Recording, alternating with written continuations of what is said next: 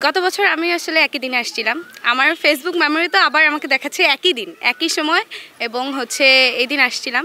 আসার পরে এই দিনও আগের বছরও ছবি তুলে গেছি, এবারও তুলতে আসলাম। আসলে কৃষ্ণচূড়া ফুলটা খুব অল্প সময়, তো 15 থেকে 20 দিন হাইস্ট। তবে এই যে এত সুন্দর যে এটা আমরা আসলে কেউ মিস করতে চাই না। এর জন্য অল্পক্ষণের জন্য হলেও এসে একটু ছবি তুলে যাই, এই স্মৃতিটা রেখে দিতে চাই।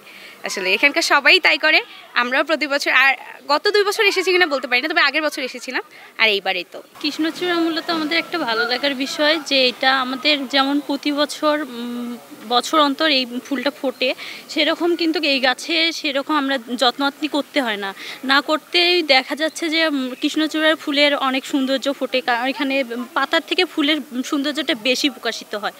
আর আমরা যে অন্যান্য ফুলগুলো বাসায় বা অন্য চারা করি, সেখানে দেখা যাচ্ছে যে অনেক পরিশ্রম করতে হয়, তারপর বছর পর বছর একটু করে ফুল পাওয়া যায়।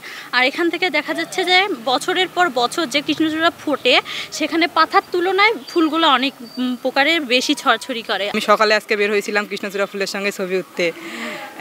সরকারি কলেজ গেছি, পাশাপাশি জসকোটে গেছি। তারপরে আমাদের কলেজ মোড়ে ওখানে স্টেডিয়ামের পাশে কৃষ্ণচূড়ার ফুল আছে, গাছ আছে, ওখানে ছবি উঠছি। উঠে দেন এখানে আসছি আমি। 1, 2, 3 ঢাকায় জমি জিতে নিন 100% ক্যাশব্যাক সহ 20 কোটি টাকার পুরস্কার। এই যে কৃষ্ণচূড়ার গাছের পাশে যে ছবি উঠতে এত ভালো লাগে, সেটা অনুভূতি প্রকাশ করা যায় না।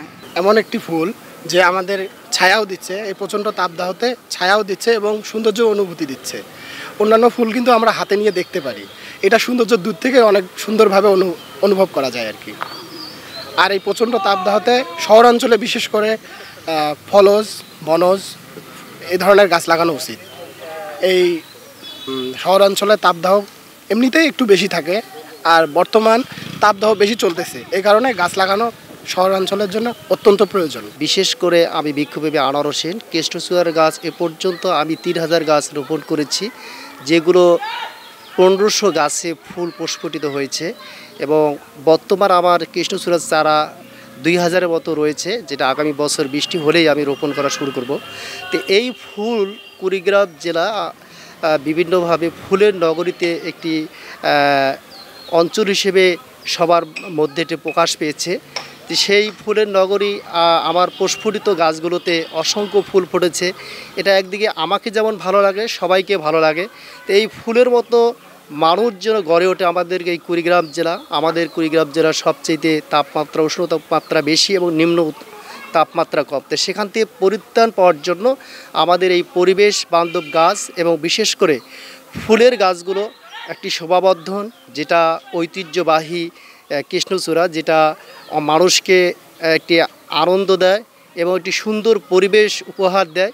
ফুলের মতো মানুষ গড়ে উঠুক, এই প্রত্যাশায় আমি আমার জীবনকে উৎসর্গ করেছি এবং যতদিন আমি বেঁচে থাকি এই কাজে মন প্রাণ দিয়ে চেষ্টা করে যাব।